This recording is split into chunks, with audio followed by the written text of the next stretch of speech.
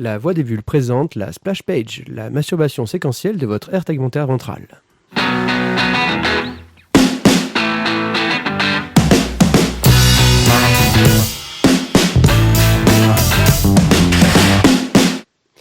Bonjour à tous et bienvenue dans ce 4e numéro de la Splash Page. Je suis Thio et je suis accompagné aujourd'hui donc de Pierrick qui est là en face de moi. Bonjour. Et nous avons un invité aujourd'hui, Samuel, qui est un des fondateurs de Sequence City. Bonjour Samuel. Bonjour. Bonjour. Alors le programme aujourd'hui est assez vaste. Je donne le programme et après je vais présenter quand même Sequence City, qu'est-ce que c'est. Donc on va avoir Pierrick qui va nous faire un sujet sur la BD du futur. On va avoir ensuite une page blanche à Sequence City. Et enfin, moi qui vais jeter le pavé dans la mare sur un gros débat qui anime Pierre et moi, et on va dire l'ensemble des auteurs de bande dessinée. Alors, Sequence City, qu'est-ce que c'est? En 2 mots, Samuel. Il faut faire un peu plus de 2 mots d'ailleurs. Oui, donc bonjour. Donc en fait, moi je suis le cofondateur de Sequence City. C'est une librairie numérique, comme il en existe d'autres. Elle a une petite particularité, c'est qu'en fait elle est animée par de vrais libraires qui ont de vraies librairies physiques. Et donc c'est une librairie dans laquelle en fait on vous connecte un peu à des gens passionnés et on vous remonte des milliers de conseils et de notes de lecture éditorialisées par des vrais pros. Donc c'est pas juste le commentaire avec 5 étoiles qu'on ne sait pas qui est Jean 232. Voilà, ce sont des gens qui ont vraiment des choses à dire, qui connaissent très bien leur métier. C'est pas le copier-coller du pitch que fait par exemple l'éditeur, quoi. Et c'est pas le copier-coller, voilà. Et c'est pas le copier-coller. Alors je vais pas vous dire que toutes les notes sont des fois il y en a certaines qui sont assez courtes, assez laconiques, mais dans l'ensemble on fait attention à ce que nos libraires en fait rédigent un avis argumenté et du coup transmettent un peu leur passion, leur coup de cœur, voire même leur coup de gueule. On a un libraire qui rédige des critiques. Et voilà, et du coup en fait l'objectif pour nous c'est de faire en fait la librairie numérique la plus humaine et la plus sympathique possible, celle dans laquelle on a envie de revenir. Et on verra qu'on pose les bases aussi d'un point de vue technique, mais je pense qu'on va en reparler, d'une bande dessinée qui n'est pas encore advenue, qui est la bande dessinée faite et pensée pour le numérique. Enfin, du moins, elle n'est pas advenue avec un modèle économique qui permet de faire vivre les auteurs. Elle existe évidemment sur le web déjà, mais dans un monde qui serait celui de la chaîne du livre, qui inclut donc tout le monde en fait, c'est-à-dire libraire, auteur, éditeur, tout le monde. D'accord. Voilà, donc c'est un petit peu, c'est ça, Sequence City. C'est une nouvelle solution pour lire des bandes dessinées numériques. C'est à la fois un site, je t'en prie, c'est un site de conseil de lecture et en même temps un site de vente de BD numérique. C'est ça, et donc on a un moteur de lecture intégré. Pour le moment, c'est un cloud, donc vous pouvez lire indépendamment sur un iPad ou sur le site web. Et demain, ce sera sur Android, on n'y est pas encore. Et voilà. Ok, on va partir tout de suite, je crois, sur le premier sujet. Donc, Pierre va nous faire découvrir la bande dessinée du futur. Enfin, sa bande dessinée. Donc je vais vous parler d'un livre qui s'appelle le Bookmore, parce que dans le futur on n'aura pas de i-truc, de i machin, ou des trucs plus, ça sera des trucs morts. C'est ça le futur, tu vois. Faut toujours trouver le... C'est le monsieur plus, quoi. Voilà, ça sera le truc mort, là c'est le Bookmore. Donc le Bookmore, c'est vraiment un livre qui est adapté à tous les types de livres, forcément, parce qu'ils vont pas sortir un truc que pour la bande dessinée, mais qui marche aussi bien pour la bande dessinée. Alors, n'hésitez pas si vous avez des questions sur ce produit révolutionnaire. C'est physique, c'est purement... c'est tout, tu vas voir. N'hésitez pas si vous avez des questions là-dessus, je vais y venir. Donc, en gros, j'ai reçu ce Bookmore, et c'est vraiment... donc, matériellement, c'est une sorte de petit boîtier, tout petit, qui est connecté et qui va en gros servir de support. C'est pas plus gros que le vieil iPhone 5 là, donc c'est pas très grand. J'ai jamais eu d'iPhone, mais vas-y. Voilà. Donc, et il s'appelle en NFC. Donc c'est les trucs, ça fait cling, tu poses dessus. Ah, mais Glassmore, mes lunettes du futur. Ah, d'accord. Voilà. Okay. Alors c'est des lunettes de réalité augmentée qui me permettent de rajouter des éléments virtuels dans la réalité. Ok. Mm-hmm. Donc en gros, le Bookmore est connecté à mes lunettes et va permettre de transmettre sur un support des images qui vont être du livre. Et là, ce qui est intéressant, alors moi j'ai pris une petite option avec mon Bookmore, c'est une coque qui est dépliable et qui me permet de l'adapter à la taille que je veux. C'est-à-dire que tu peux avoir le format livre de poche ou le format journal, par exemple. C'est ça. Okay. Donc je peux le déplier vraiment au format que je veux. Et en fait, en surimpression dessus, je vais pouvoir lire mes bouquins. Alors pourquoi est-ce que tu vois ce support-là ? Parce que ça a beau être le futur, les glaces morts, il y a quand même une transparence, tu vois. Et donc, si tu commences à le projeter dans le vide par-dessus ce que tu vois autour de toi, c'est pas très lisible. Donc, on a toujours besoin d'avoir un support un peu blanc, enfin, en tout cas uni, pour pouvoir lire ce bouquin-là. Donc, je suis en train de jeter un œil. Oh, j'ai écrit tout petit mon texte. Je suis en train de me perdre dessus. Il y a un projet du MIT, je sais pas si vous avez vu ça il y a quelques années, qui s'appelait Sixth Sense. Et j'avais vu qui ça. était un petit peu un projet comme ça, avec une petite caméra qu'on portait, qui était capable de projeter... Il y avait une conférence TED là-dessus, il me semble. Voilà, qui était capable de projeter sur n'importe quelle surface ou n'importe quoi des informations supplémentaires. Donc là, tu vois, techniquement, j'ai mon truc, j'ai mes supports. Alors après, moi, j'ai pris les coques parce que, tu vois, j'avais des sous à lâcher. Je pouvais reprendre un bout de polystyrène blanc, ça fait l'affaire. L'avantage des coques, c'est que ça se plie, c'est solide, ça rentre dans le sac, tu te balades avec, tranquille. Donc, l'avantage aussi, c'est que t'es pas obligé de lire ta BD franco-belge, là, tu vois, ton grand Schwitten Peters avec des tonnes de détails sur un truc de la taille d'un manga. Et l'avantage, c'est que si t'as envie de lire un manga pour voir tous les détails et les trames en très très gros, tu peux aussi. Tu vois, c'est un peu ouvert au niveau du format. Donc très pratique, parce que pour moi, c'est un des défauts à l'heure actuelle du livre électronique, c'est que je suis bien content si je veux lire une BD sur un iPad, mais c'est petit, globalement. Alors au niveau du contenu, pour ouvrir un album, là, j'ai le choix entre plusieurs offres d'abonnement, en fait. Plus ou moins spécialisées. Alors, chaque plateforme, je peux acheter des livres à l'unité, classique, mais de plus en plus maintenant on fonctionne sur des abonnements à la Netflix, tu vois, où tu t'abonnes pour avoir accès à un catalogue très, très large. Alors bien sûr, ça n'a pas changé, il est limité à ses limites, et si par exemple tu t'abonnes à une des offres, tu n'auras pas tout. Et donc tu es obligé de jongler d'une offre à l'autre. Si par exemple tu veux lire un Glénat, tu es obligé d'avoir une offre. Mais cette offre-là propose pas dès le cours, donc tu es obligé d'aller chez un autre abonnement. C'est pas multi-éditeur, quoi. Et non, si, ils font plusieurs éditeurs, mais ils doivent gérer leurs accords, etc. Tu trouves les vieux trucs, mais les nouveautés, par exemple, ils s'arrangent pour avoir des exclusivités. Tu vois, genre le nouveau Walking Dead, il est en exclusivité chez une des plateformes d'abonnement. Ouais. C'est l'évidence. Donc moi je me retrouve avec ça. Alors par contre il y a un truc qui a un peu changé quand même, qui est revenu à la mode. L'avantage c'est qu'il n'y a pas d'engagement. C'est-à-dire qu'en gros tous les mois tu peux changer pour passer à un autre, etc. Ce qui est plutôt cool. Et donc en fonction de ton humeur tu peux changer. Et les back catalogues, donc tous les trucs un peu anciens, globalement tu les retrouves un peu chez tout le monde. Ok. Mais une fois que tu changes, tu peux le garder ? Enfin, est-ce que tu as déjà... C'est de la location. C'est la relecture. Si tu te réabonnes au truc, tu pourras le revoir plus tard. Mais si tu n'es plus abonné du tout, tu l'as perdu, quoi. Ah oui, tu l'as perdu. C'est de la location, c'est pour de la lecture. Après, rien ne t'empêche d'aller dans une vraie librairie acheter un vrai livre, tu vois, comme les vieux, tu vois. C'est ça. Le truc, la vieille librairie poussiéreuse qui n'existe presque plus. Alors, le truc qui reste pénible, c'est que tous mes vieux livres électroniques, ceux que j'avais avant, je peux faire une croix dessus, parce qu'avec ces systèmes d'abonnement, ils sont arrangés pour que ce soit pas compatible avec de l'EPUB, pas compatible avec du PDF, sauf si, bien sûr, je route mon Bookmore. Mais ça demande une petite bidouille, une petite magouille. Excuse-moi, pour pouvoir, en langage français, ça donne quoi, ça ? En gros, tu as une petite bidouille magouille que tu vas faire en rentrant dans le code de ton appareil pour le débloquer, en fait, et te permettre d'installer des trucs que t'es pas censé avoir le droit de mettre dessus. C'est pas légal, mais bon, tout le monde le fait. D'accord, ok. Parce que tu trouves facilement des catalogues de bouquins, etc.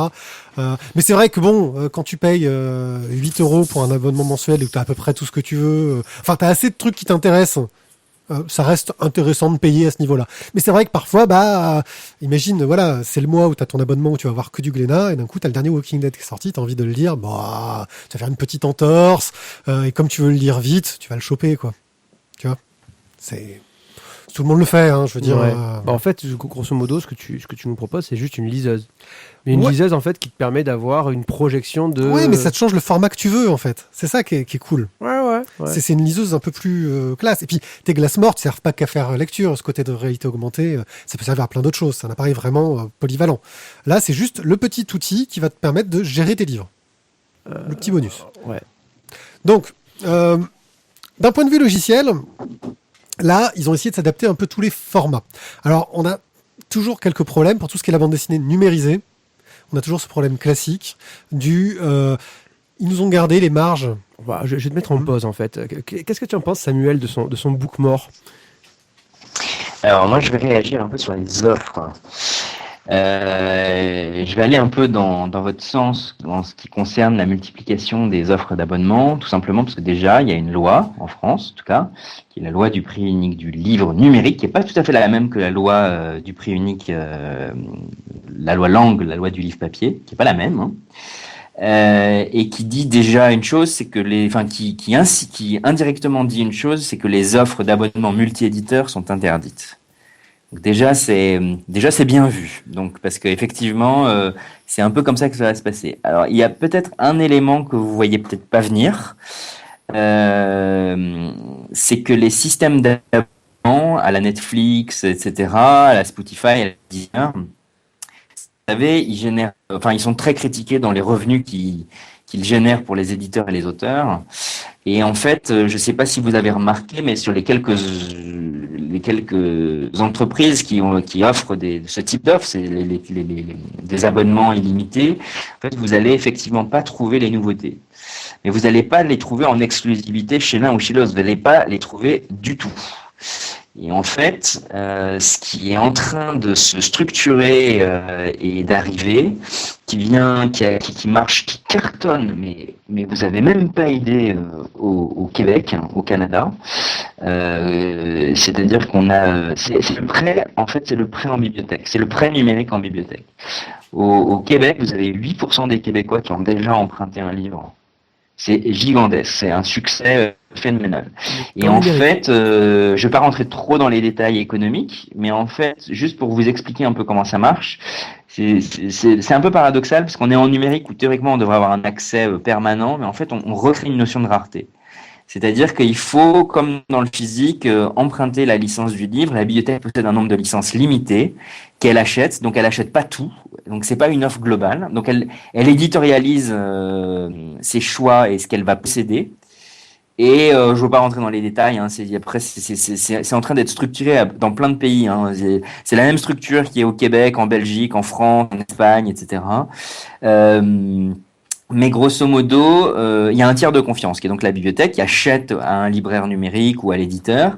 Et vous vous abonnez en bibliothèque et vous pouvez emprunter des livres numériques sur l'abonnement avec l'option BD numérique. Ça, je sais pas comment la bibliothèque va structurer son offre. Il y aura tous les cas.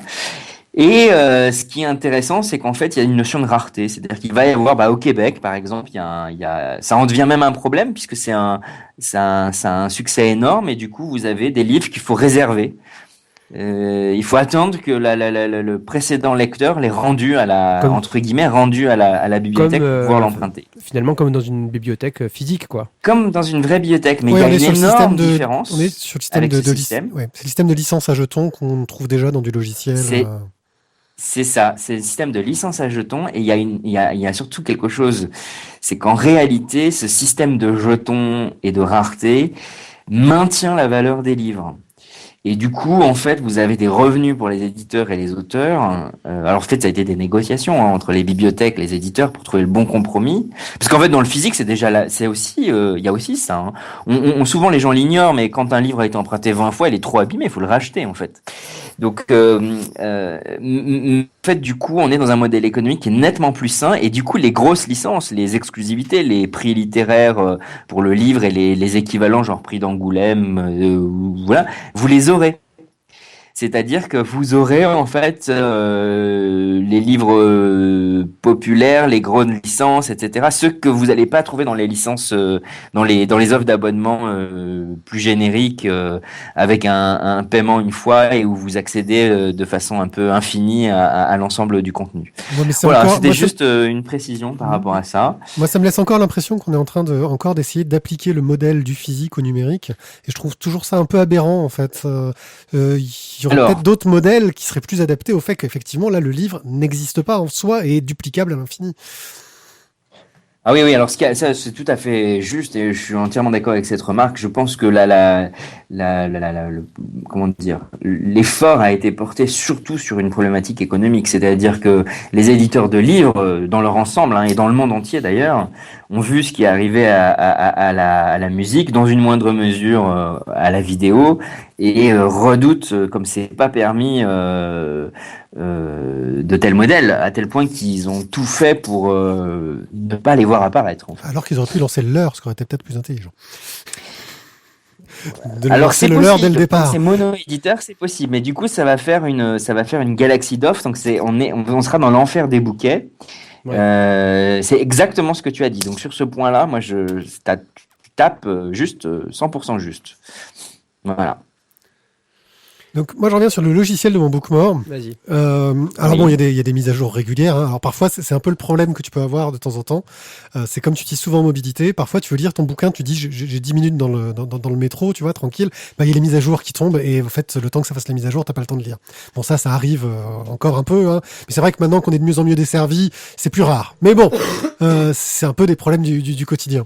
Ceux qui ont une console de jeu le savent. Ça sent le vécu, ça va le dire. Ouais, tiens, quand t'es arrivé chez moi que tu voulais jouer à un jeu, non? Ouais, c'est ça. Ensuite, en termes logiciels, on reste sur deux types d'objets livres, entre guillemets. Il y a le livre numérisé. Donc, c'est des problématiques qui n'ont pas changé. Hein. C'est le livre qui existait en papier et qu'on a numérisé. Et on a le livre numérique qui a été conçu pour être en numérique. Et on commence à avoir des objets un peu hybrides qui sont conçus pour les deux. Par exemple, bah tiens, un des précurseurs dans le genre, ça a été Medium Entity, par exemple. Qui est un bouquin qui était conçu à la fois pour le numérique, qui a été pensé à la fois pour le numérique et pour le support papier. Le truc, c'est que bon, bah, sur le numérisé, alors à cause des accords éditoriaux, ils n'ont pas encore réussi à régler ce problème-là des marges. Parce que quand tu prends une BD, je sais pas si t'as remarqué, on fait pas gaffe, mais il y a des grandes marges blanches. Tu vois ? Ouais. Bon, bah, ça, il faut les rajouter aux marges de ta tablette, etc. Alors là, on a l'avantage du Bookmore, c'est que c'est du full. Ça prend tout ton truc. Mais tu restes avec des grandes marges. Donc si tu veux zoomer un peu ton truc, tu dois zoomer à chaque fois sur chaque page. Ça maintient pas ton niveau de zoom. Parce que, vu qu'ils sont censés devoir fournir la BD à l'identique au niveau de la numérisation, ils sont obligés de garder ces marges très grandes. Bon. Ça, c'est un truc. Pourquoi elle est identique? Eh ben, je sais pas si toi tu as déjà eu à l'heure actuelle un livre électronique. Si tu te prends, Jamais. voilà, si tu te prends par exemple à lire sur ta tablette Android un bouquin en électronique, tu vas voir que tu vas avoir des méga marges blanches à l'intérieur de ton image. C'est les mêmes marges blanches que tu vas avoir dans le livre en vrai. Et c'est dommage, parce qu'en gros, tu perds énormément de surface, déjà que c'est un peu petit là-dessus. Alors là, c'est vrai que l'avantage du Bookmore, c'est que bon, comme on a une projection virtuelle, entre guillemets, sur la surface en entier, qu'on a déterminée, ça marche plutôt bien. Voilà, ça change pas trop, c'est du page à page, on fait un geste du doigt, ça tourne la page, etc. Enfin, c'est une interface tactile virtuelle, entre guillemets, parce qu'il y a des caméras dans les lunettes qui arrivent à voir si on bouge le doigt, si on veut tourner. Parfois, il y a des petits ratés, mais ça marche plutôt bien. Pour le numérique, là, justement, on commence à avoir des trouvailles assez intéressantes, parce que même si on retrouve toutes les BD, on va dire en turbo média, donc c'est ces diapositives, entre guillemets, plus ou moins animées derrière, alors, il y a encore des gens qui se sont dit, hey, regardez, on a un truc super technique, on va mettre du son. Alors, ça a toujours foiré, ça, hein, le son, parce que ça impose une vitesse de lecture, et quand on a du son, en fait, on est plus devant un film que devant une BD. Donc, ça foire un peu en général. Par contre, ils se sont dit, mais attendez, là, on a un truc virtuel, on n'est pas obligé de projeter sur quelque chose de plat. Et donc, maintenant, tu as des éditeurs qui ont lancé des trucs en numérique, où tu vas, par exemple, pouvoir prendre un cube et avoir ta BD qui est projetée sur un cube, que tu vas pouvoir manipuler pour faire avancer ton histoire, etc. Et tu commences à avoir une variété d'objets qui permettent d'avoir des expérimentations dans la bande dessinée numérique, des choses très ludiques et qui parfois sont très adaptées au sujet. Là, justement, je sais que Schwitten et Peter s'étaient assez intéressés par la réalité augmentée. Ils avaient fait un livre comme ça sur les trains où faisait la réalité augmentée. Alors, c'était pas fantastique ce qu'ils avaient fait, mais c'est vrai que dans les cités obscures, où ils jouent beaucoup sur l'architecture, les architectures impossibles, etc., ils ont pu beaucoup jouer avec des illusions d'optique dans cette réalité augmentée qui apporte vraiment quelque chose un fond derrière. Et je désespère pas d'avoir le prochain Marc-Antoine Mathieu qui utilisera ces trucs en 3D physique, quoi. Tu vois, tu bouges ton objet et t'as quelque chose. Donc, Enfin, là, c'est juste une technique. Oui, C'est un petit peu comme Loubapo, quoi. Oui, mais c'est quelque chose qui n'était pas possible avant d'avoir ce système de projection holographique. Tu vois, c'était pas possible. Maintenant, ça l'est.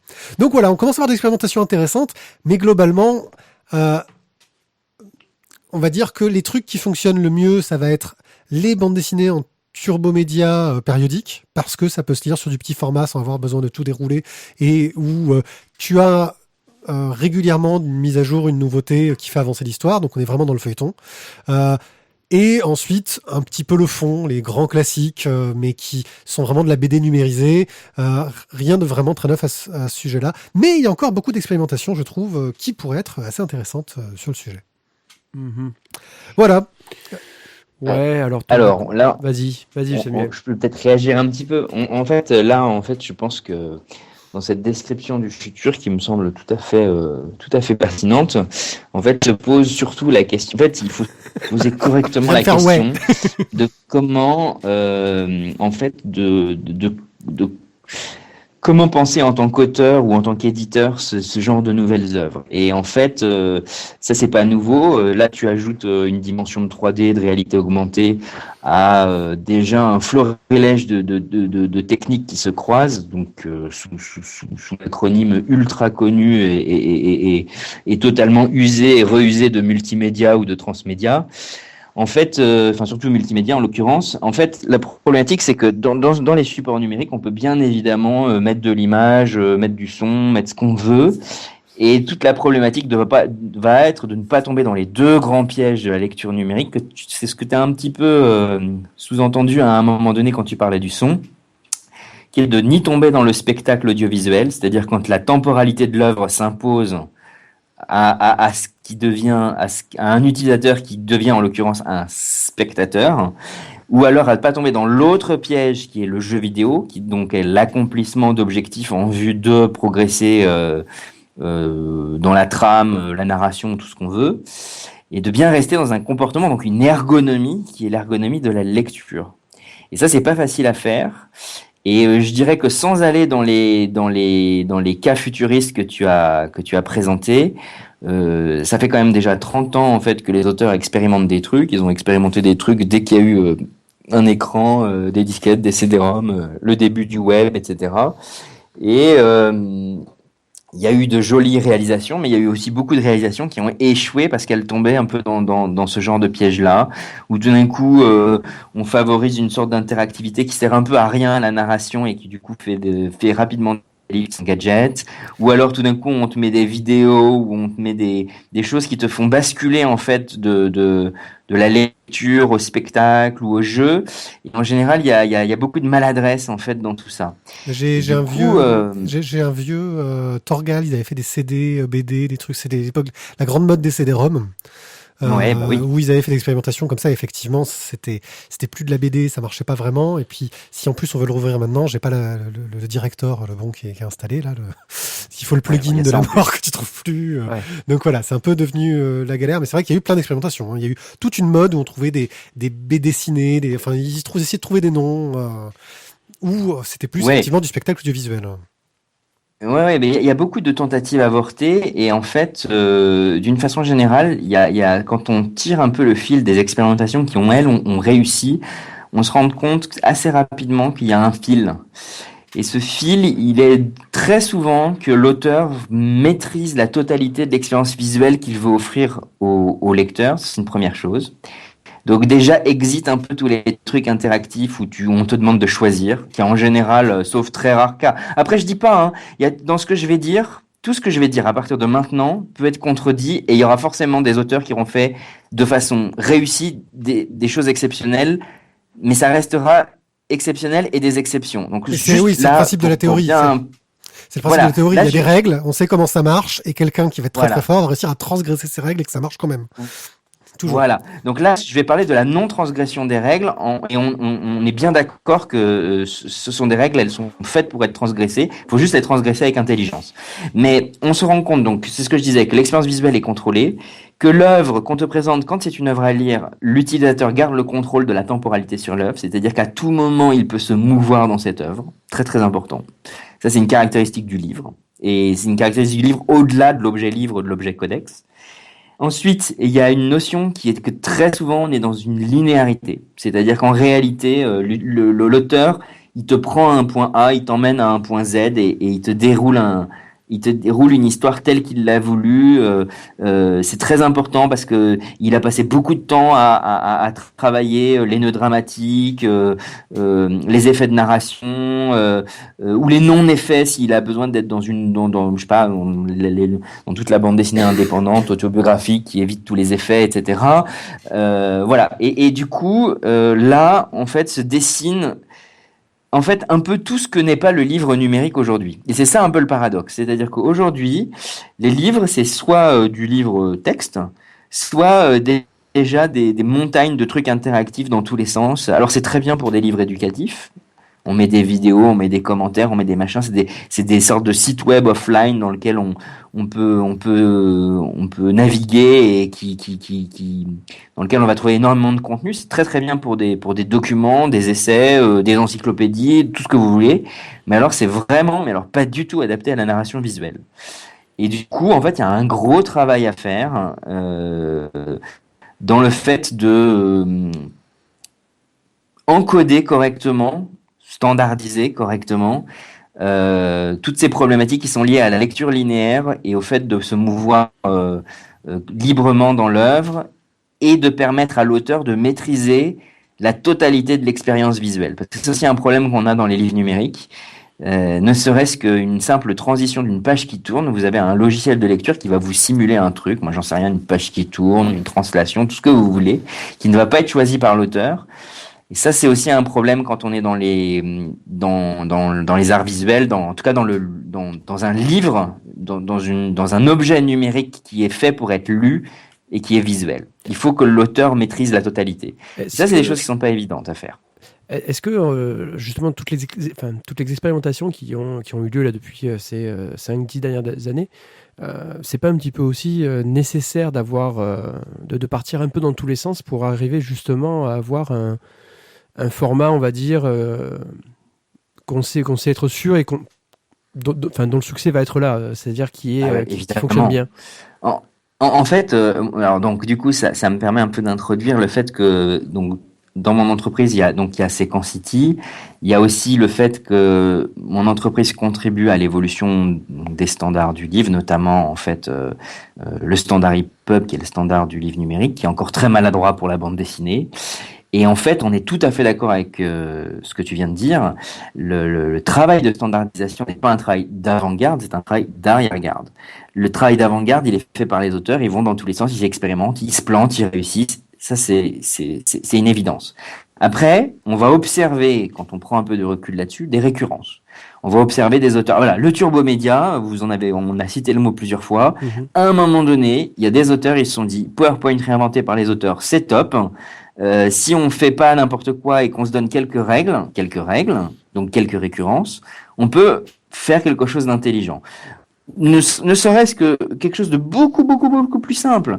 Prenez de simples blogs. Vous aimeriez faire en EPUB aujourd'hui un blog, éditer l'intégrale d'une année de blog avec des entrées qui vont correspondre à des pages dans le format EPUB et dont évidemment la taille va varier parce que l'auteur s'est complètement affranchi de la contrainte de la page et il fait des pages variables. Aujourd'hui, un EPUB avec des pages variables va être supporté de façon complètement ça va être du grand n'importe quoi quand ça va être lu par un moteur de lecteur EPUB.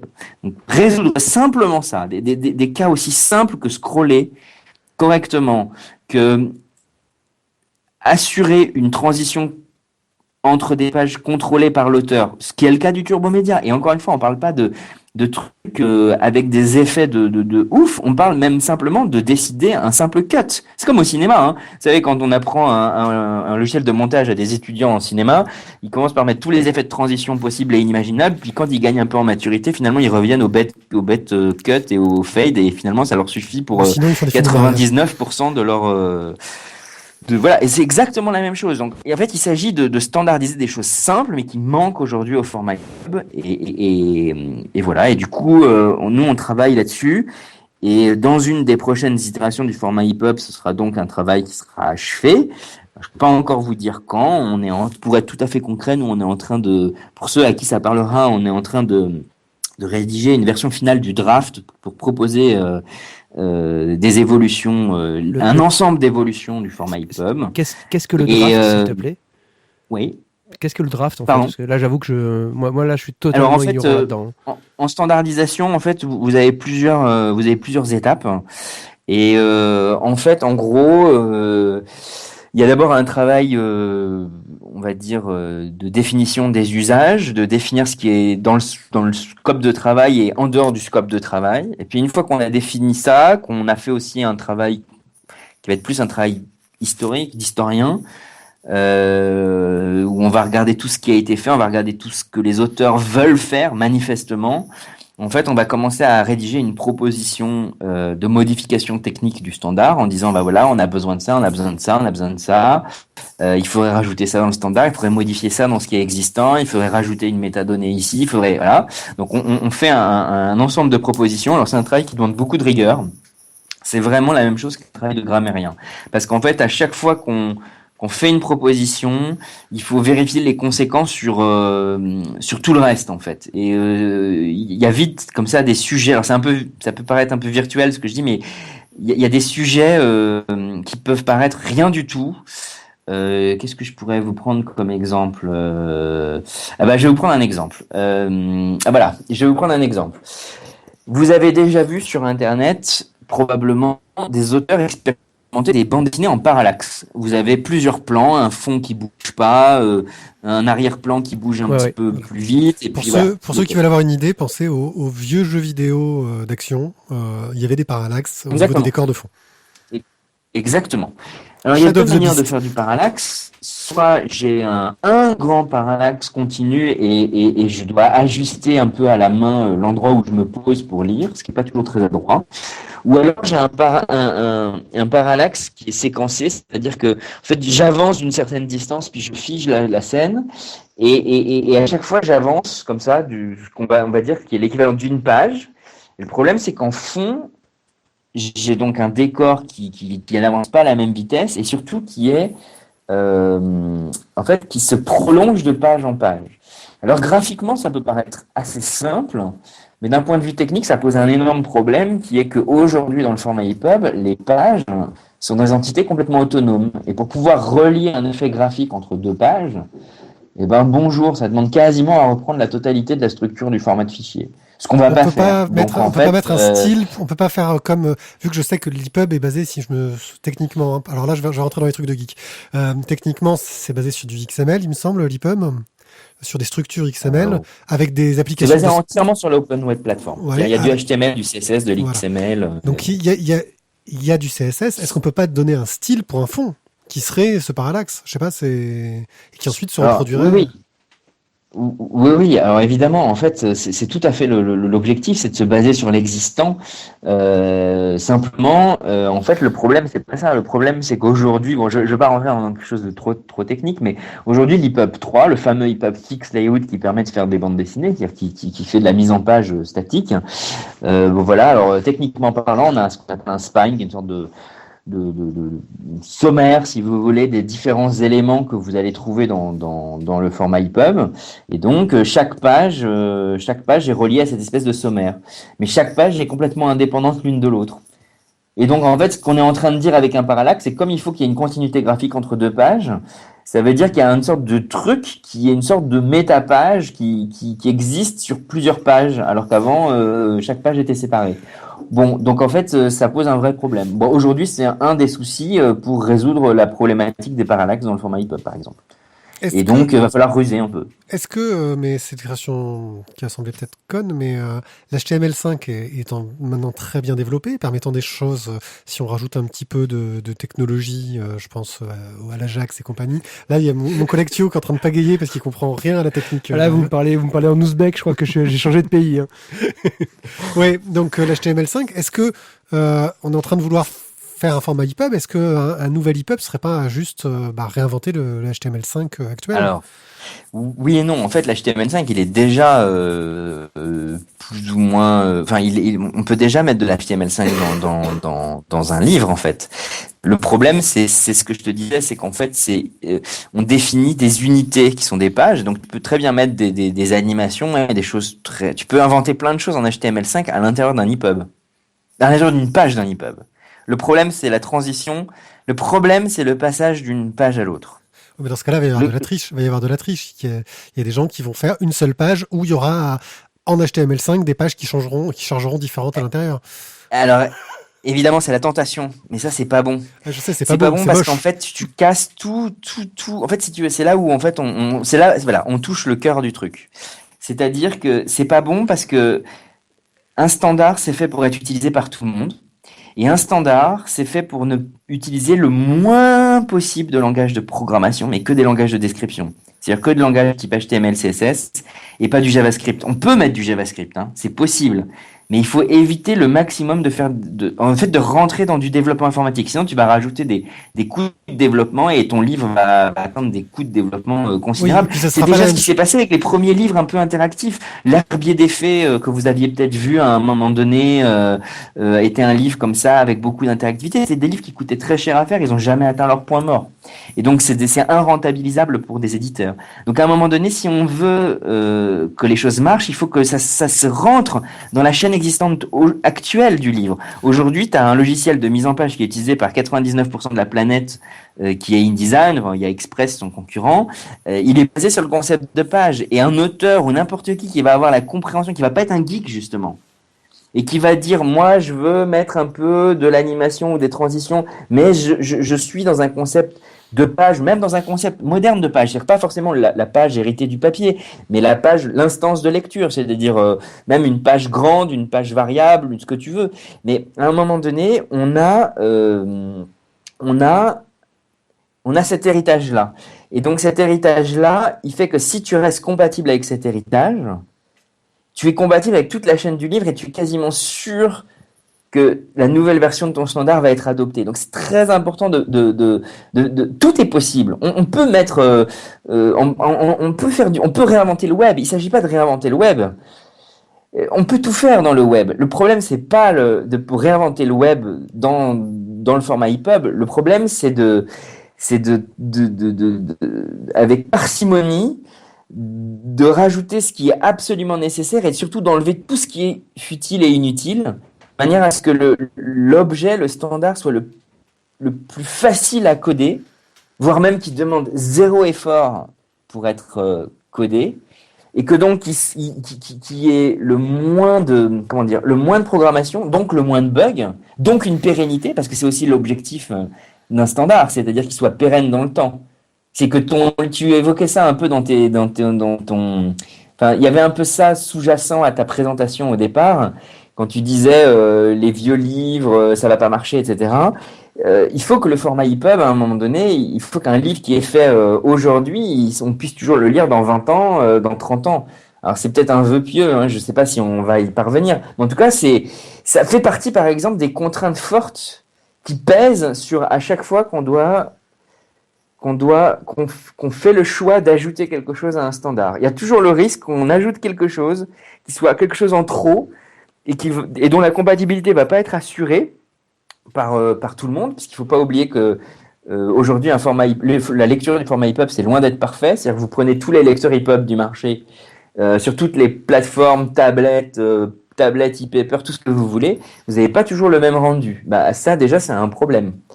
Et donc, si on rajoute de la complexité à ça, on va juste avoir un standard qui sera jamais adopté. Est-ce que c'est pas le même problème qu'il y a à avoir sur le web et où c'est la galère pour que tous les navigateurs affichent une page exactement de la même façon?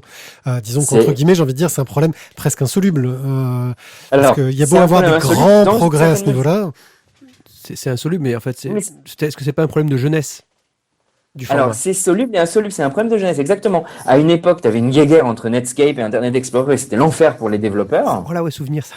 Et aujourd'hui, c'est quand même un peu mieux, c'est-à-dire qu'on va dire que un site web simple, on est quand même certain qu'il va s'afficher de la même manière maintenant sur tous les navigateurs. Je suis un peu optimiste, mais c'est quand même... Oui, c'est-à-dire que la logique est plus la même. La logique de développement des sites web est plus la même. Avant, quand on faisait un site web, on disait, moi, mon navigateur, il pourra faire des trucs mieux que les autres. Maintenant, quand on développe, même tout le monde s'y est mis à cette logique-là. Maintenant, moi, je vais mieux gérer le standard que vous. C'est ça l'objectif. Voilà, mais en fait, l'objectif, ce serait à vrai dire que cette guerre, elle n'existe plus. C'est-à-dire que à un moment donné, il va bien falloir stabiliser une version du format EPUB. On n'est pas encore arrivé à la maturité de ce format. Et alors, surtout sur les questions de bande dessinée. Donc, il y a du boulot à faire.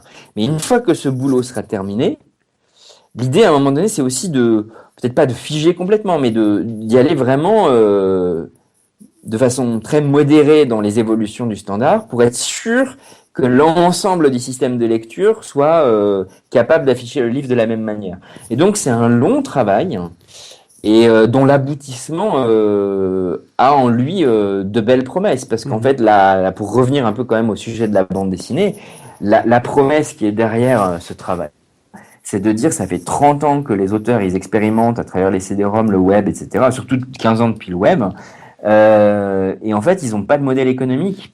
C'est-à-dire qu'un auteur qui fait des trucs super bien sur Internet, il peut trouver de la satisfaction parce qu'il a un contact avec ses lecteurs, avec ses fans très très proches.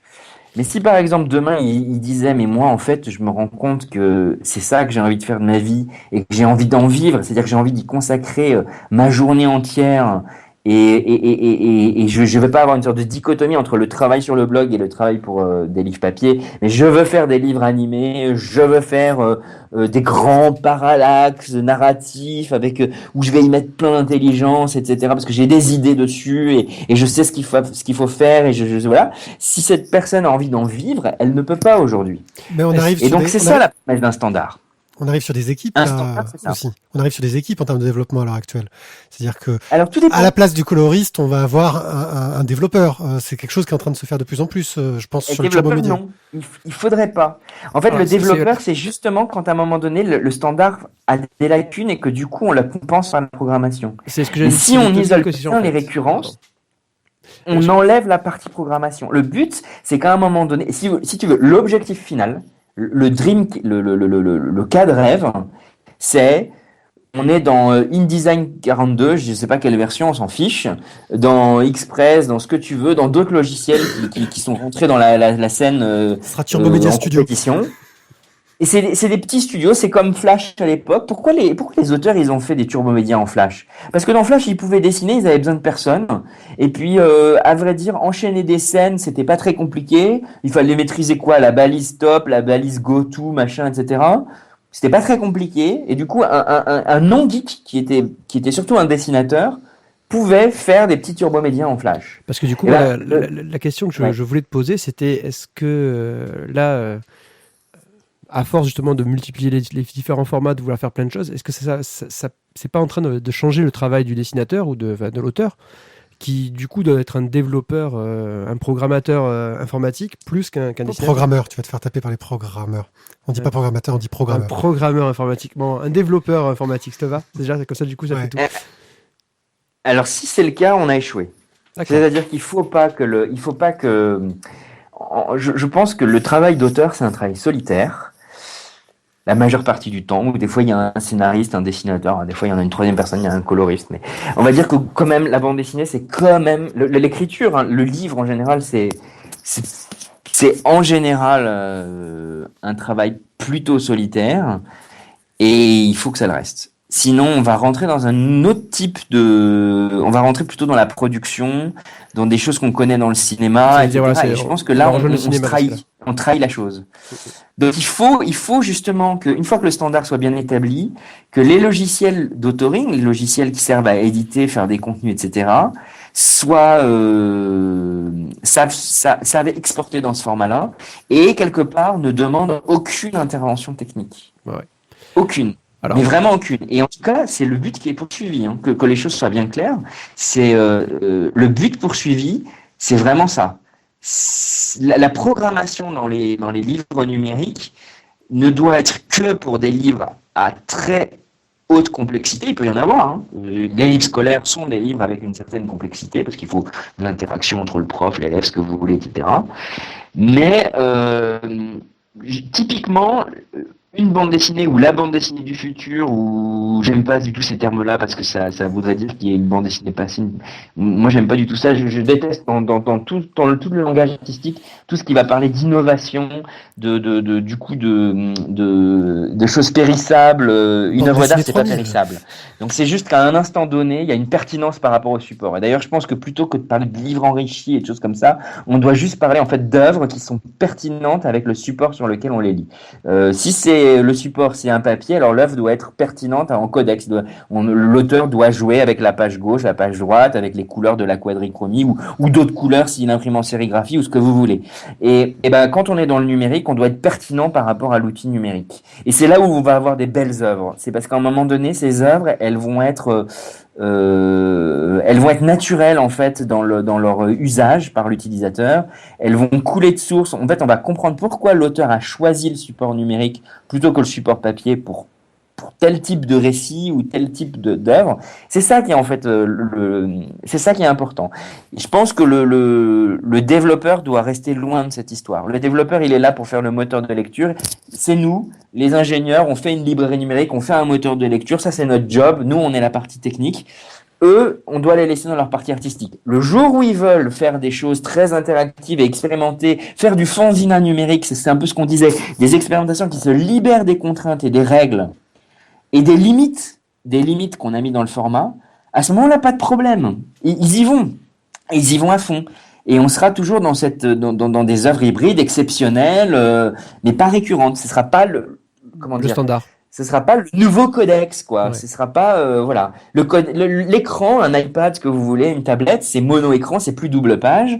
C'est un peu plus petit. C'est peut-être provisoire, ça, parce qu'on a quand même des technologies qui s'agrandissent et des tablettes qui s'allègent et du papier électronique couleur qui va finir par arriver, etc. Donc, ça, c'est peut-être une situation provisoire. Mais en tout cas, on a un support qui est souvent tactile, etc. Le tactile, par exemple, ça pose plein de contraintes qui sont très intéressantes pour un auteur et qui sont pas faciles à appréhender, par exemple. Alors, pour en revenir justement aux auteurs, et on va un petit peu se recentrer sur Second City, parce que du coup, la discussion était très intéressante, hein, mais là, on dure, et on n'est pas encore au bout de l'émission.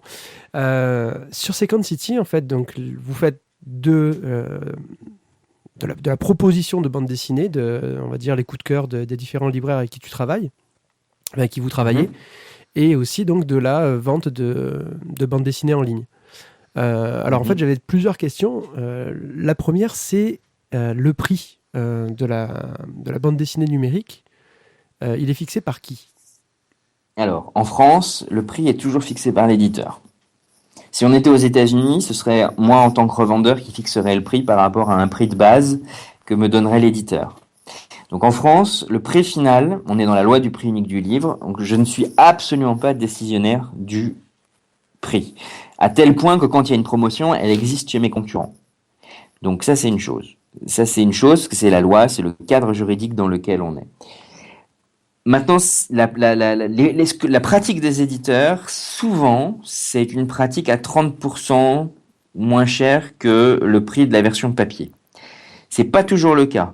Vous allez trouver des éditeurs de manga qui, en général, vont faire un petit peu plus d'efforts. Alors, en France, ils sont assez conservateurs. Aux États-Unis, ils peuvent vraiment aller assez bas dans les prix.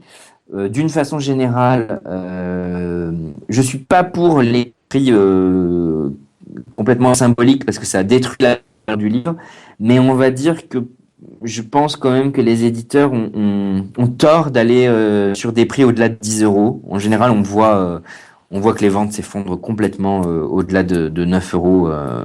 Voilà. Donc, on va dire que le prix attendu par les lecteurs ou qui est accepté par les lecteurs se situe entre 5 et 10 euros.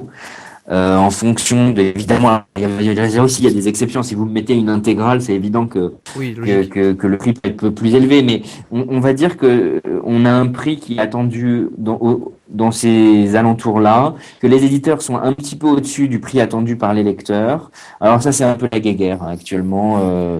Mais je voilà. coupe.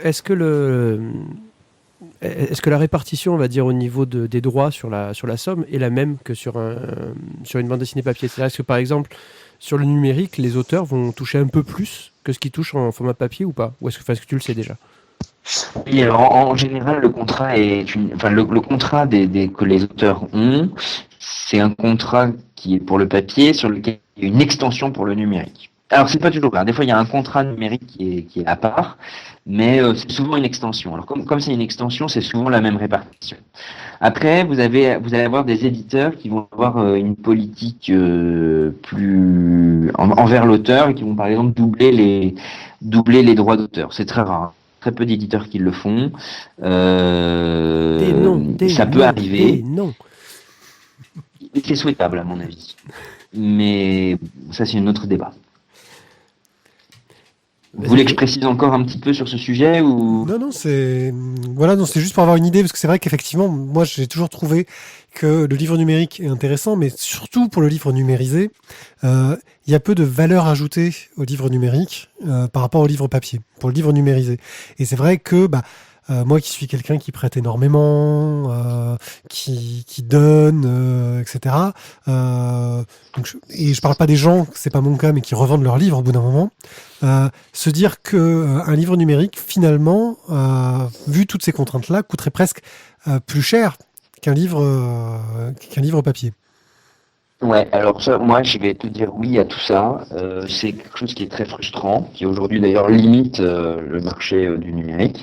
Alors il y a quand même des petites choses à dire sur ce sujet-là. En France, on n'est pas comme aux États-Unis. Aux États-Unis, on est sur des licences donc des droits d'accès en lecture. En France, on est plutôt en Europe, on est plutôt sur un cadre juridique qui définit un objet numérique. Ça veut dire que théoriquement, ça ouvre la porte à la revente d'occasion.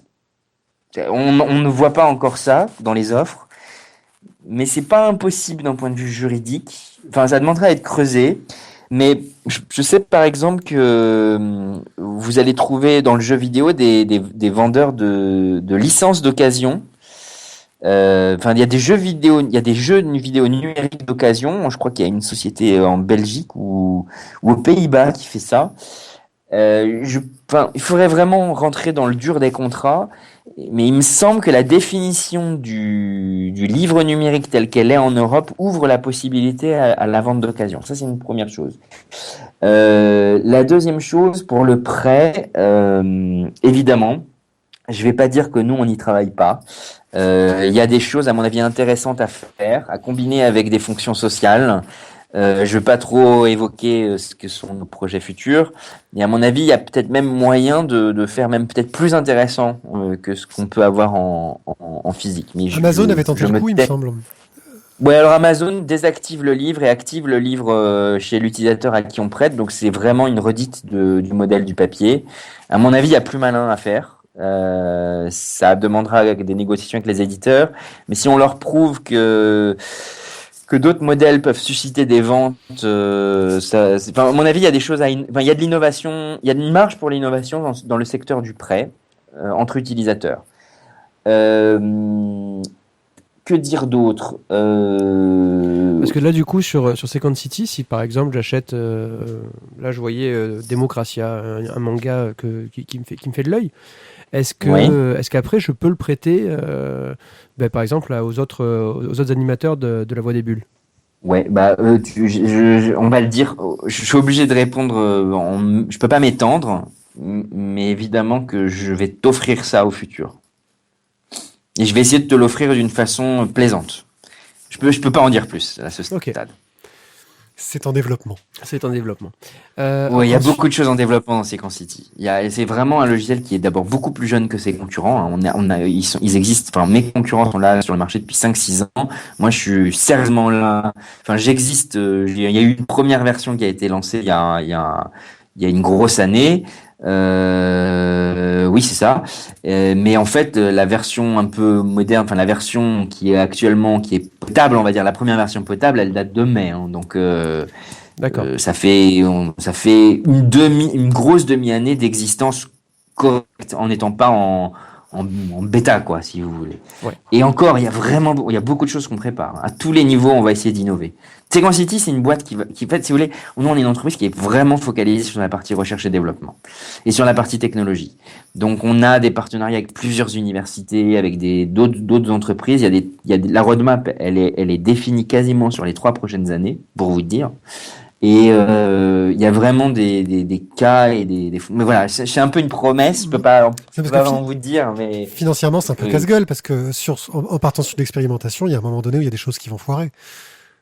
Ah oui, non, mais c'est pour ça. Là, moi, il y a des choses qui sont pas des choses complètement expérimentales. Il y a des choses qui sont simplement une façon de penser. Bah, déjà, il y a une façon de penser la recommandation qui est particulière dans Sequencity.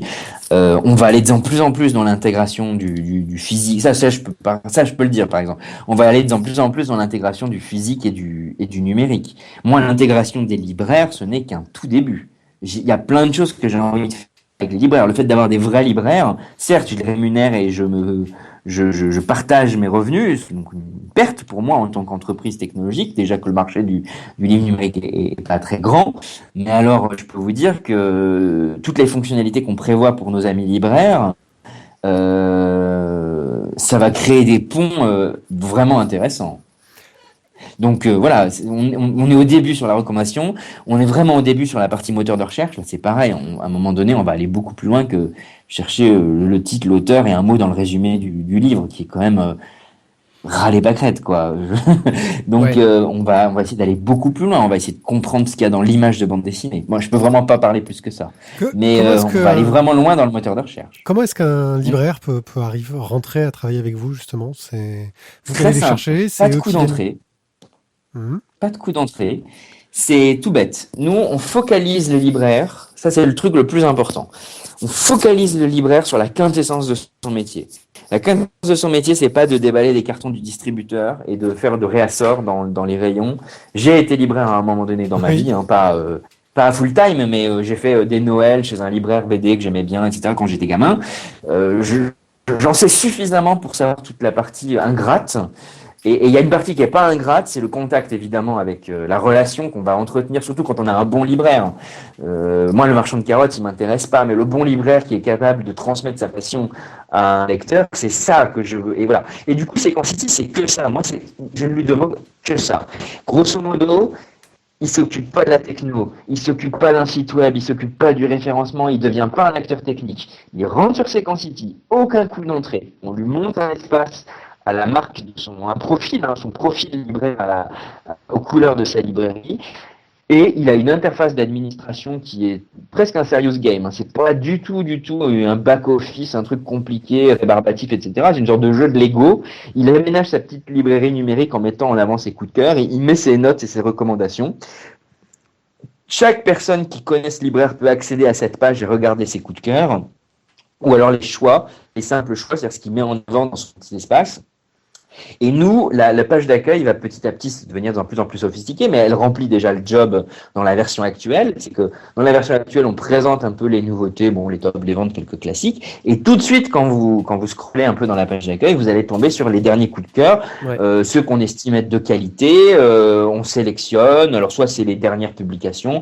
Actuellement, on doit avoir, si ma mémoire est bonne, que des notes de momie parce qu'on a eu un nouveau Momie, donc une librairie qui est présente à plusieurs endroits en France, donc Grenoble, Annecy, pas Annecy, pardon, Grenoble, Lyon, et puis je connais pas toutes les villes, mais voilà, là, il fait plein de notes, donc c'est lui qui est un peu mis en valeur. La semaine prochaine, ce sera quelqu'un d'autre. Des fois, c'est un panaché de plein de libraires différents.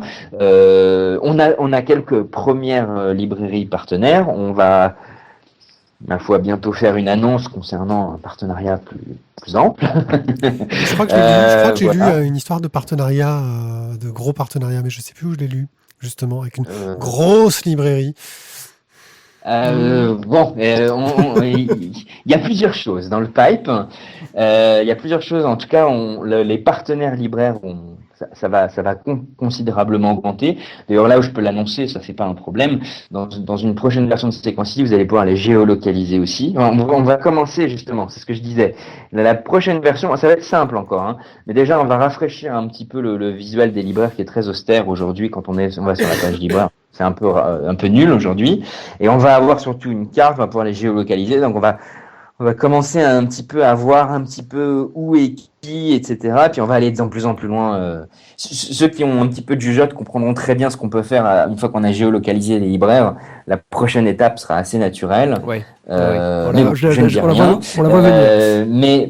Mais voilà, il y a plein de choses qu'on peut faire à partir du moment où on connecte à des espaces physiques et des espaces numériques. Il y a plein de choses qu'on peut faire.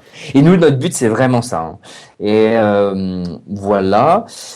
Et puis du coup, pour faire la transition un peu avec la précédente discussion, mais juste en 5 secondes, aujourd'hui on n'a que de la bande dessinée numérisée. Moi, ça me frustre terriblement. J'attends avec impatience justement qu'on ait fini de travailler sur l'évolution du standard pour avoir aussi de la BD native numérique à vendre, gratuit ou tout ce que vous voulez, ou sous tous les modèles économiques que vous voulez. Et ça va aussi considérablement enrichir l'intérêt d'une librairie numérique. Et puis il y a une dernière petite remarque. Il y a une chose qu'on n'a pas parlé, mais je suis d'accord sur le fait que certains livres papier sont plus intéressants à lire en papier qu'en numérique. Hein. Je n'ai pas de problème pour dire ça, quand bien même j'ai une librairie numérique.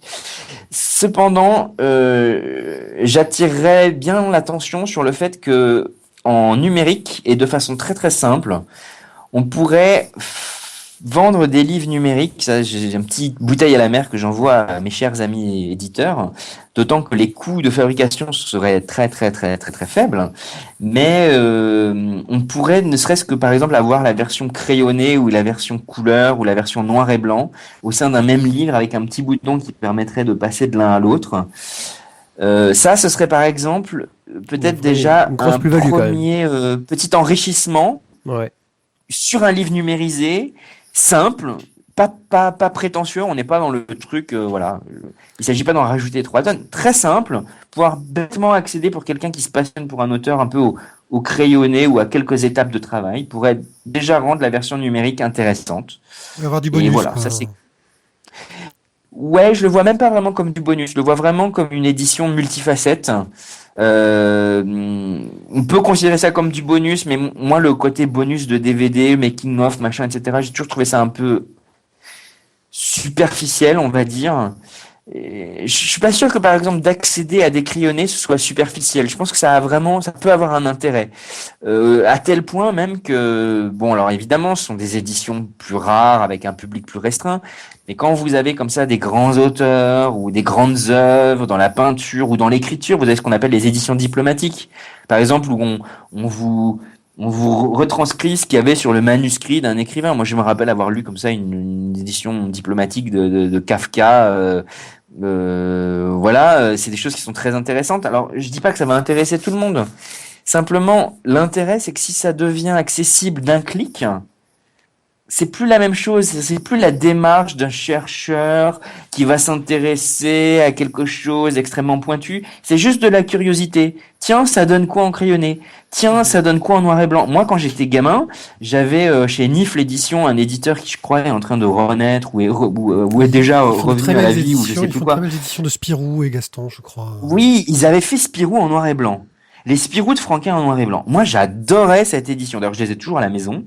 Parce qu'à vrai dire, le couleur franco-belge, je m'en fichais un peu, et d'avoir le trait pur de Franquin, je trouvais ça génial. Bah, franchement, j'adorerais avoir certaines bandes dessinées en noir et blanc. Surtout quand on sent qu'il y a un peu un travail industriel sur la couleur, c'est pas voilà. Il y a des super coloristes. Mais il y a des fois où en fait la couleur, mais ça reste une demande de fan parce que c'est connu que le noir et blanc ne vend pas. Oui, sauf que si ça devient plus un deuxième album en noir et blanc, mais que ça devient simplement la mise à jour, là pour le coup, de l'album existant, et que c'est quelque chose qui ne s'impose pas, mais qui est simplement du en plus si le lecteur le désire, je trouve ça intéressant. C'est plus la même démarche. On n'est plus dans l'édition supplémentaire. On est simplement dans une édition qui apporte un petit quelque chose en plus en numérique. Ça, c'est quelque chose que je trouverais intéressant à travailler. Alors, au niveau de l'édition, justement, est-ce que chez Second City, vous n'avez pas envie d'essayer de récupérer des projets de crowdfunding? Parce que souvent, des projets de crowdfunding, on a la BD qui va être éditée à 300, 400, 500 exemplaires, et l'auteur qui va en vendre quelques-uns, on va dire, ou qui va les donner à quelques amis libraires pour qu'ils les vendent dans leur librairie, mais il n'y a pas d'éditeur derrière. Est-ce que du coup, ça vous intéresserait pas d'essayer de récupérer certains projets? Alors, je parle pas de projets blog, comme par exemple, comme convenu. Quoique, hein, ça permettrait d'avoir une lecture. Moi, ce que je te disais, on en discutait tout à l'heure. Comme convenu, c'est quelque chose de blog qui a été adapté ensuite en livre. Mais c'est vrai que lire sur le blog, c'est pas la même chose que de lire un vrai document livre. Mais enfin voilà, d'éditer des crowdfunding en livre numérique et du coup de pouvoir rétribuer des auteurs qui en fait ne le font pas ou peu. Si, bien sûr. Alors en fait, ma réponse, elle va vraiment vous décevoir. En fait, c'est une question d'entrepreneuriat et d'énergie et de temps alloué. On est déjà débordé et c'est une mauvaise excuse. Je vous le concède à 100%. Si vous voulez évoquer mon désir, ce serait un grand oui. C'est juste qu'il faut que je mette quelqu'un ou que un des fondateurs ou que qu'on alloue du temps pour contacter, enfin être en permanence en veille, etc.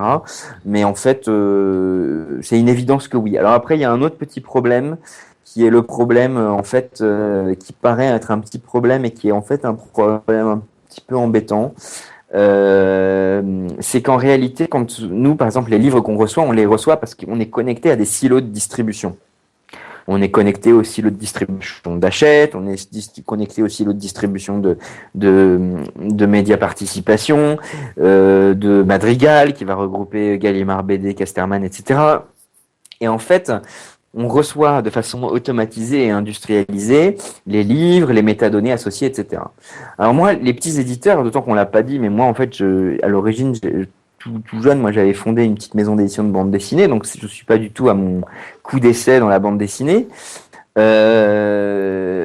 fait, l'édition indépendante, les petits éditeurs, les indépendants, etc. Moi en plus je viens de là. Si vous voulez, j'avais créé une maison d'édition qui s'appelle Tanibis, que j'ai quitté en 2004-2005. Je savais bien que le nom me disait quelque chose. Je savais bien que ton nom me disait quelque chose. Oui, voilà.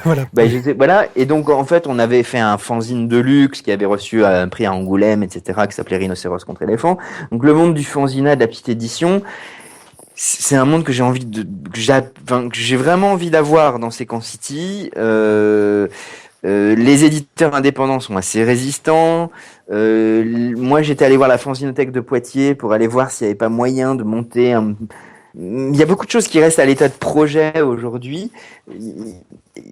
Pour les indépendants, en fait, après, le problème, c'est qu'il faut les contacter, faut qu'ils rédigent leurs métadonnées, ils vont se tromper, faut les aider. En fait, mine de rien, c'est beaucoup d'énergie et c'est horrible dans ma bouche de dire ça, surtout venant de la petite édition, mais pour très revenus. Et au jour d'aujourd'hui, malheureusement, parce que j'ai des coûts d'ingénierie très très forts, que j'ai des ingénieurs qui sont embauchés, que j'ai une masse salariale à supporter violente pour les revenus que j'ai au jour d'aujourd'hui, je suis vraiment à contre-cœur, et c'est sincère, hein, mais je suis un peu obligé de pas prioriser ça. Et c'est vraiment nul, parce que en fait, c'est évident qu'en plus, c'est parmi ces auteurs, parmi la communauté de ces auteurs, etc., que se nichent demain les prochains lecteurs de Second City qui sont plus souples, qui sont plus convaincus que la lecture numérique est possible, etc. Et donc là, c'est vraiment un choix cornélien, un dilemme économique qui m'embête, et je peux vous promettre au sang que dès que j'ai le quart du tiers des moyens de m'investir plus dans l'édition indépendante et de supporter leurs efforts, parce qu'en fait c'est ça le problème, c'est que les éditeurs indépendants ou les auteurs indépendants, en fait il faut être en capacité d'assumer un peu une partie du travail qu'ils sont capables de faire, parce qu'ils vont pas être capables de tout faire sur les aspects techniques. Et du coup, dès qu'on a les moyens de faire ça dans Second City, c'est évident qu'on le fera. Est-ce que par exemple, là, c'est une belle priorité est-ce qu'il n'y aurait pas, par exemple, entrepreneuriale, quoi. Oui, mais d'un point de vue entrepreneurial, justement, un partenariat avec une plateforme de crowdfunding, par exemple, qui, pour le coup, ferait le travail de recherche et vous pourriez assurer un travail de distribution derrière. C'est-à-dire qu'en Oui, gros, il y a quand même le travail de fabrication du livre. Il va y avoir le travail de métadonnées, il va y avoir le travail de suivi des métadonnées, il va y avoir le travail c'est bête, hein, ce que je vais vous dire, c'est très très bête, c'est râler pas crête. Encore une fois, mais il faut être en cap, voilà, faut avoir, nous on a des systèmes de rapports de vente qui sont extraits, qui sont analysés, sur lesquels on nous facture, etc. Enfin, il faut mettre en place une chaîne économique dans lequel c'est tout bête, mais on intègre les RIB des gens, on leur demande des prix, on les informe.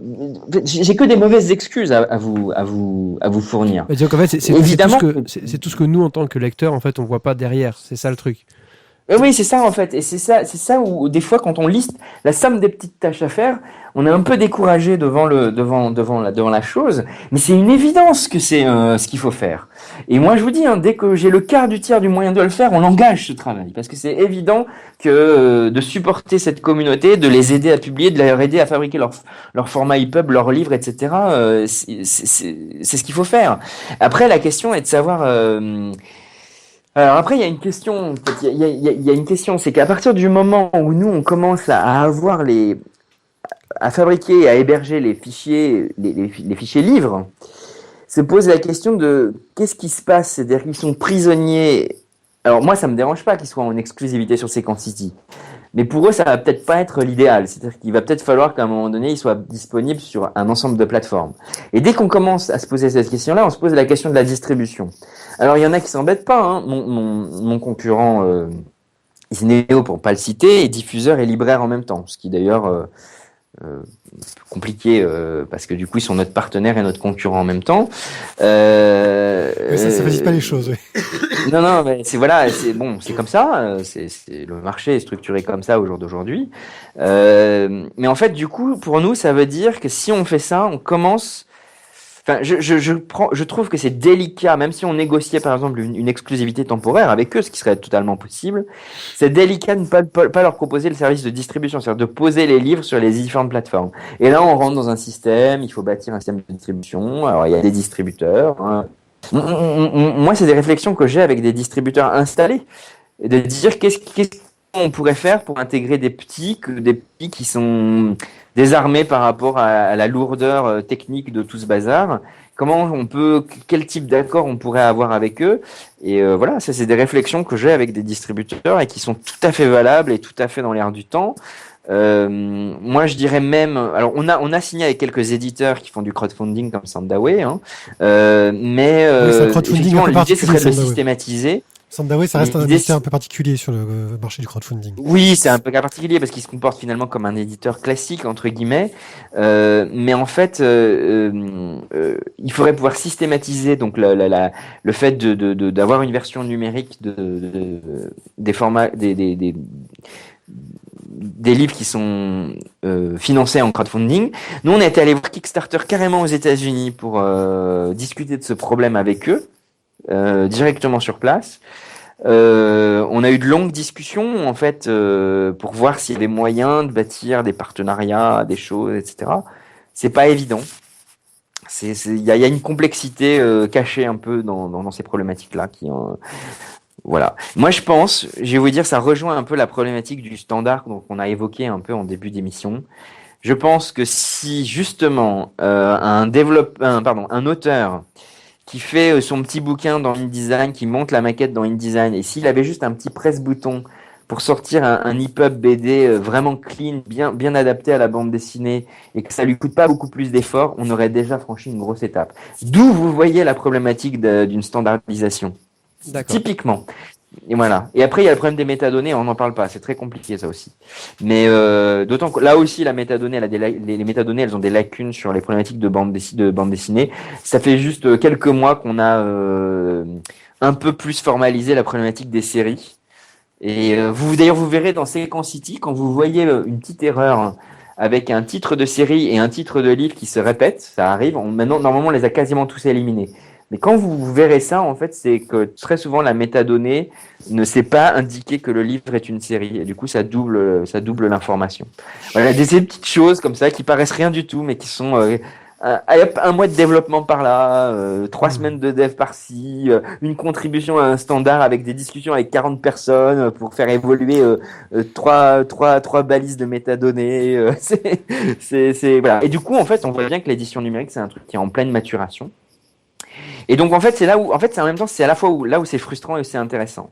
C'est-à-dire que si on n'a pas beaucoup de curiosité pour les choses nouvelles, peut-être que le numérique, on va passer à côté pour le moment parce que c'est pas encore assez mature. Maintenant, ce qui est intéressant, c'est que comme il y a encore plein de choses qui sont un peu des lignes qui sont en train de bouger, il y a plein de choses qui sont intéressantes. Il y a peu de monde qui contribue sur ces problématiques-là.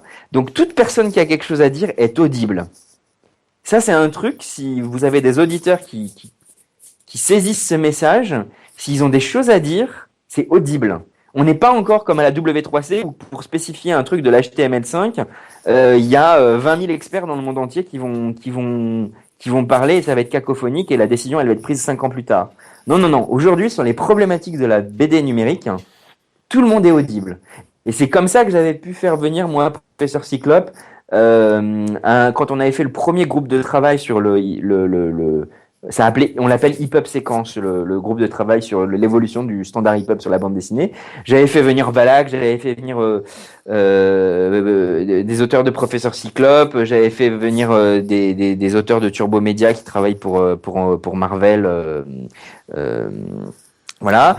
Et en fait, ils avaient pu parler devant Google, devant Amazon, devant des éditeurs, devant des grands acteurs techno, parce qu'aujourd'hui, les gens qui s'intéressent à ce sujet-là, ils sont en petit nombre. Et du coup, ce qui est bien, c'est qu'il y a plein d'expérimentations. Et comme toujours dans les expérimentations, il y a des choses frustrantes qui vont pas marcher, qui vont être décevantes, etc. Mais il y a aussi plein de bonnes idées. Et donc, ceux qui sont curieux, il y a une vraie matière. Il y a un truc qui se passe en ce moment. Et ça va pas se passer pendant 10 ans. Ça va peut-être encore se passer pendant les 5-6 prochaines années. Puis après, les choses vont commencer à être plus industrialisées, standards, machin, etc., organisées. Mais là, il y a quelque chose en ce moment. Alors, voilà. Je sais pas trop comment conclure ma phrase, mais non, mais je pense qu'on a bien compris l'idée. On va arriver en fait au troisième sujet, même si on n'a pas fait de transition entre le 1 et le 2. Le troisième sujet de cette splash page qui était le petit concours qu'avait mis en place Luc Besson pour son nouveau film Valérian, où il avait proposé en fait sur tous les médias, j'arrive plus à le trouver le mot. Oui, sur Internet. Sur Internet, non mais sur Facebook, sur Twitter. Sur tous les médias sociaux. Mais merci. Aux gens en fait de faire des costumes pour une scène du film, une sorte de grand banquet. Un costume pour un des personnages qui serait en arrière-plan pendant ce banquet. Bon, moi à l'époque, j'avais déjà proposé à mes confrères de La Voix des Bulles de faire une petite info là-dessus, parce que je trouvais ça sympa. Et là, Pierrick, devant l'Éternel, m'avait dit « Attention, c'est très mal vu de la part des illustrateurs. » Bon, moi j'étais là un peu naïf, mon candide, quoi. J'ai fait bon, je vois pas pourquoi. Et bah là, ça y est, donc le concours est terminé. Donc les 10 personnes, je crois, qui ont eu leurs costumes, qui ont été retenus, vont toucher, je crois, une somme de $1,000. En France, ça fera à peu près 1 000 €, parce que là, le dollar est remonté. Et j'ai observé donc, voilà, des commentaires de Johan Sfar, de François Moretti sur Internet, qui étaient scandalisés de ce phénomène-là. Et là, j'avoue que j'ai vraiment le cul entre deux chaises, parce que d'un côté, j'ai côtoyé maintenant assez de dessinateurs, d'auteurs pour me dire oui, il faut que les mecs ils puissent vivre, il faut qu'ils puissent bosser, il faut qu'on les rémunère pour le travail. Et clairement, François a raison, Johan Sfar a raison. Ok, ils sont dans leur bon droit. Je suis ok. Et puis d'un autre côté, je me disais mais putain, c'est vachement cool quand même. Tu es fan de Valérian, on te dit écoute, faites des costumes et puis peut-être que votre costume sera tiré au sort et puis il sera dans le film. Et là, c'est un peu, voilà, c'est les yeux d'enfant, ça pétille, tu te dis, ouais, j'ai fait un costume, c'est pris. Bon, c'est rémunéré, soit. Ok, mais... Si tu es pris. Et c'est là que, du coup, je me dis, il y avait quand même une équipe qui était là pour faire les costumes, qui était choisie pour faire les décors, qui a fait déjà tout le design du film, quoi. Et finalement, ce ne sont que 10 costumes sur un banquet où il va y avoir 250 personnes. Le problème, c'est ce côté de mise en concurrence des choses. C'est en gros, tu demandes à des gens de travailler gratuitement et peut-être qu'ils seront payés. C'est là qu'est le vrai problème. C'est-à-dire qu'ils ne savent pas. Alors effectivement, ce que tu dis... en fait, ce que j'ai envie de dire, c'est que le problème, c'est pas que ça a été fait. Le problème, c'est que ce soit généralisé dans tous les métiers culturels. C'est comme si tu disais à un maçon, bon, écoutez, là, je veux construire une nouvelle maison. Vous m'en faites une dizaine chacun, hein, et celui qui fera la mieux, je le paye. Tu vois, tu peux pas faire ça. Et c'est le même principe. Les mecs, ils travaillent pour obtenir un résultat, Alors, pour oui, mais proposer quelque chose. si par exemple on reprend dans, je crois que c'était dans PIF, où on pouvait dessiner son PIF, et que tu avais la page des fans à la fin, où si tu avais de la chance, ton dessin de PIF était édité, quoi. Ouais, mais là, tu rentrais pas dans le côté concours rémunéré. Ils étaient pas édités. Tu demandais aux jeunes, aux fans du truc, qui sont les lecteurs, de participer. Et tu avais un pif, un lecteur de 10 ans qui n'était pas forcément très joli, mais c'était pour mettre en avant le lecteur. C'était pas dans l'idée de dire, écoute, gars, on va te demander de faire un truc professionnel. Tu vois, ils demandaient pas aux gens de faire un truc professionnel. Là, ce qu'ils demandent, c'est faites-moi un truc professionnel, et puis celui qu'on préfère, on va le payer. Alors, c'était pas non plus c'était ouvert à tout le monde, donc c'était pas non plus un truc professionnel. Après, c'est certain. Oui, enfin, ceux qui ont gagné, c'est pas des non professionnels. Non, mais la question en tant que fan, pour moi, elle est là. Est-ce que finalement, voilà, j'ai envie de participer à Valérian parce que j'étais fan quand j'étais jeune. Alors du coup, je vais faire un dessin. Il est pris, youpi. Il est pas pris, tant pis, quoi. C'est le contexte, en fait. C'est le contexte que ce soit sur une grosse production comme ça. Ça aurait été sur un autre contexte, sur un truc petit, sur un truc indépendant, sur un truc... tu vas retrouver toujours ce classique-là. C'est un débat qui a été aussi présent pour les attentats, par exemple, de Charlie, etc. T'as plein de gens qui ont demandé à plein d'auteurs de faire un dessin, etc. Sauf qu'il y a certains auteurs qui ont dit oui, enfin c'est bien sympa de vouloir soutenir la liberté de la presse, etc. Mais moi, si je suis pas payé pour ce que je fais, je bouffe pas. Donc je suis pas si libre que ça.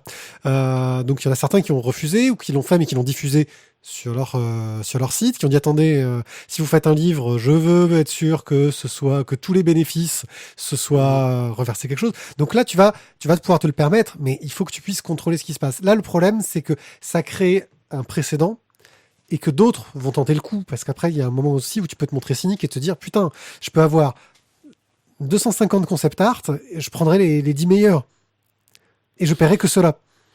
Ouais. Tu vois, c'est ce côté cynique qui pose souci. C'est pour ça que je te disais que moi j'avais un peu le cul entre deux chaises. C'est que mais je l'ai aussi. Hein. Je comprenais, si tu veux, d'un côté le fan, voilà, ouais tiens, je vais faire un dessin, il va être pris, et de l'autre côté les illustrateurs ou le dessinateurs qui auraient pu être choisis pour faire le travail, qui auraient pu être rémunérés pour le faire. Sachant quand même que de toute façon, il y en a qui ont été rémunérés pour le faire parce qu'il y a bien un film qui se fait. Donc, oui, mais dans ce cas-là, tu peux aussi demander aux gens, envoyez-moi les travaux que vous avez déjà faits. Et en fonction de ce que vous avez fait, je vous commanderai un truc spécial pour le truc. Ça s'appelle un vrai appel d'offres. Tu ne demandes pas à quelqu'un de faire du travail inédit pour la diffusion. Mais tu vas dire, oh, c'est comme, écoutez, si vous faites ce dessin-là, au niveau de la rémunération, ça vous fera connaître. Là, tu peux répondre à la personne, si vous m'avez trouvé, c'est que j'ai pas besoin de me faire connaître. Hein. J'ai déjà entendu ça là. Voilà, donc tu te retrouves dans ces cadres-là aussi. Donc ils auraient pu aussi faire quelque chose de plus. Là, le truc, c'est qu'ils demandaient quelque chose d'inédit, où à partir du moment où ils leur refilaient l'éditeur, déjà, ils se réservaient les droits de leur laisser. Ouais. Voilà. Samuel, t'as un avis sur ce genre de pratique ? Moi, j'avais réagi il y a longtemps quand je faisais un peu de graphic design. J'avais eu le même problématique. C'est un grand classique quand on fait du design graphique. On a des gens qui lancent des concours sur des forums ou des choses comme ça en disant je prendrai le meilleur et voilà, et donc tout le monde bosse gratuitement, et moi j'ai toujours refusé de faire ça. Je comprends. Après, je pense que un auteur qui a décidé de faire carrière est pas dans la même position qu'un petit jeune qui a pas de notoriété, qui va tenter sa chance, qui est aussi un peu encore dans l'apprentissage, etc. Donc, moi, j'ai la même gêne que toi.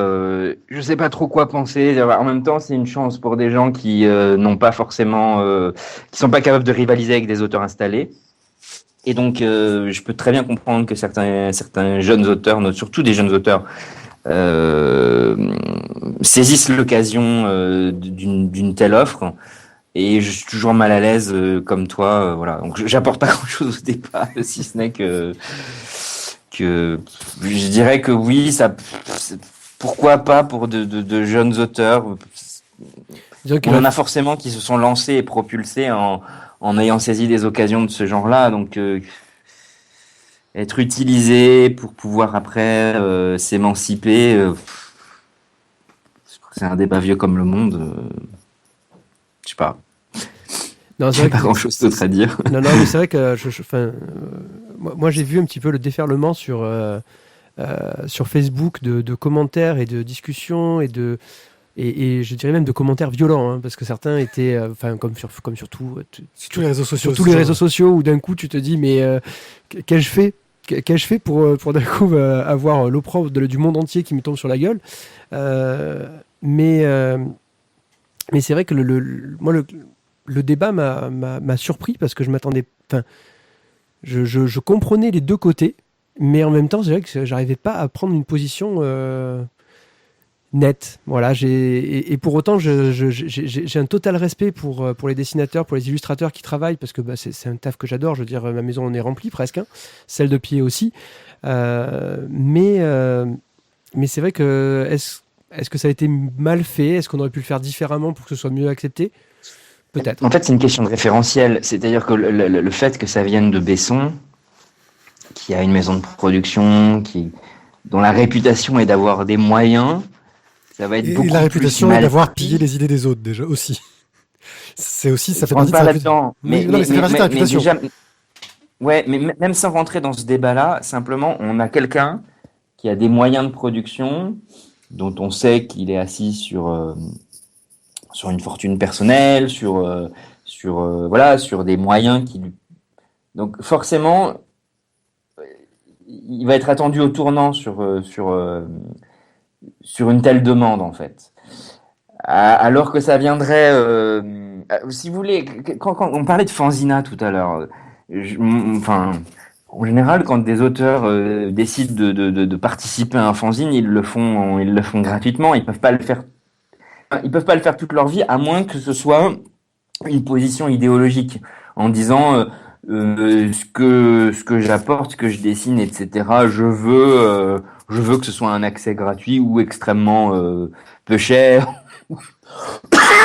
Je vais pas demander d'argent à un micro-éditeur qui déjà de toute façon se paye même pas, etc. Donc en fait c'est une question de référentiel. Venant d'un acteur comme ça, on va accepter ce genre d'approche. Venant de quelqu'un comme Besson, on va avoir du mal en fait. Voilà. Et du coup c'est pareil, il y a une question de référentiel pour les auteurs. Qu'un Johann Sfar s'insurge contre de telles pratiques, je comprends, et en même temps je dirais même qu'il peut porter une certaine parole à ce niveau-là. Donc voilà, j'ai vraiment l'impression que c'est une question de référentiel. Je comprends, en fait, pour trancher, s'il y avait à trancher, je serais quand même du côté de ceux qui se sont indignés à cause de cette question de référentiel. On serait dans une microéconomie, dans quelque chose de complètement alter, etc. On serait en décalage. Mais là, on était en décalage vu la source vu d'où vient la demande et de comment et de la finalité aussi. Donc voilà. Ok, écoute, je te remercie beaucoup pour cette émission. Je pense qu'on va clôturer. Je crois que tu nous as fait avec toi, on a fait la splash page la plus longue depuis le début. C'est la 4e, mais elle était fort intéressante. J'ai pas vu le temps passer. Désolé. Non, au contraire, c'était vraiment. On aurait pu, je pense, encore parler pendant des heures et des heures. Et je pense surtout des formats, des standards, etc. C'est très intéressant. Ça, c'est très intéressant, mais là, je pense que du coup, moi. Toi, je te perds, ouais. Là, tu m'aurais perdu. Je pense que je serais prendre un café, en fait. C'était très intéressant, mais je pense que si vous étiez allé plus loin, j'aurais perdu. On a su s'arrêter là où il fallait. Exactement. Donc, Sequence City, on vous retrouve donc sur le site sequencecity.com. Donc, n'hésitez pas, nos chers auditeurs, à aller vous balader dessus, parce que il y a plein d'avis intéressants sur du conseil en bande dessinée, en manga. Et toi qui es presque un anti-lecture sur du numérique, ça t'a donné envie de lire des trucs quand même. Donc, alors tout à fait. Du coup, j'avoue que j'étais en train de regarder avec ma femme entre midi et 2 et elle me dit mais du coup ça s'affiche comment, ça ressemble à quoi. Alors ce qui est pratique, c'est qu'en plus tu peux feuilleter le début de la bande dessinée pour avoir des infos, pour voir si justement ça va te convenir. Et c'est vrai que il manque plus que le lien pour un achat physique. Et là, on touche du doigt le summum du truc, quoi. Mais qui vous dit que ça ne va pas arriver, ça? C'est ça. Juste une petite chose à propos de l'extrait. Nous, il y a quand même un petit truc qui est inédit dans Sequence City, c'est qu'on ouvre la totalité du livre. Enfin, en vue de loin. Oui, on peut feuilleter que les premières pages, mais on est les seuls à proposer la vue intégrale du livre. Parce qu'on considère que c'est un peu comme le feuilletage dans une vraie librairie. Quand on se fait une première idée, on n'est pas limité par les 3-4 premières pages. Donc c'est vrai, on a qu'on ce petit avantage. Ça a été facile à négocier, ça? Non, pas du tout. Et ça nous a même... En fait, pour vous dire exactement même de quoi il retourne, en fait, dans le monde des libraires numériques, vous avez deux mondes. Vous avez le monde de ceux qui ont les fichiers et ceux qui n'ont pas les fichiers. Ceux qui ont les fichiers, Kobo, Apple, Amazon, les grands, et ceux qui n'ont pas les fichiers, les autres.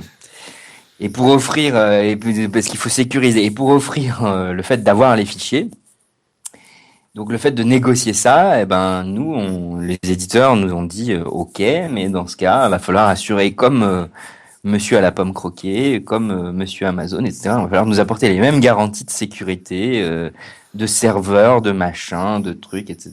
Je vous raconte pas les mois de développement. Je vais vous croire, ouais. Pour avoir le droit d'avoir les fichiers. C'était même pas que juridique, c'était technique aussi. Voilà. Et bon, on est très content. Comme ça, on peut. Pardon, excusez-moi, je tousse un peu. Comme ça, on peut proposer cette fonction inédite pour le moment dans le paysage concurrentiel, ce qui est un bon avantage. Non, mais là, du coup, moi, je me suis un petit peu baladé entre midi et deux pendant presque une grosse demi-heure, voire une heure dessus. Et il y a vraiment plein de choses intéressantes parce qu'on peut vraiment... J'ai vraiment eu l'impression d'être chez mon libraire en train de feuilleter les BD qu'il me met en avant d'habitude. Sauf qu'il t'a pas amené le café. Et voilà. C'est ça. Ouais, mais ça, c'est parce que notre libraire nous connaît et qu'il nous amène le café. Mais ça, c'est autre chose. Alors, en tout cas, merci beaucoup, Samuel, pour cette émission et pour merci à vous. Tout ce que tu nous as apporté. Vous pouvez nous retrouver donc sur le site lavoidesbulles.fr. Merci. N'hésitez pas à laisser vos commentaires sur la page de l'émission, des notes sur iTunes. Ouais, la totale, quoi. La totale, quoi. On va pas en faire plus. À vous abonner et tout. Voilà, et puis on vous dit donc que... À dans je sais pas combien de temps pour la splash page numéro 5. Ciao. Ciao. Bonne journée. Au revoir. Au revoir.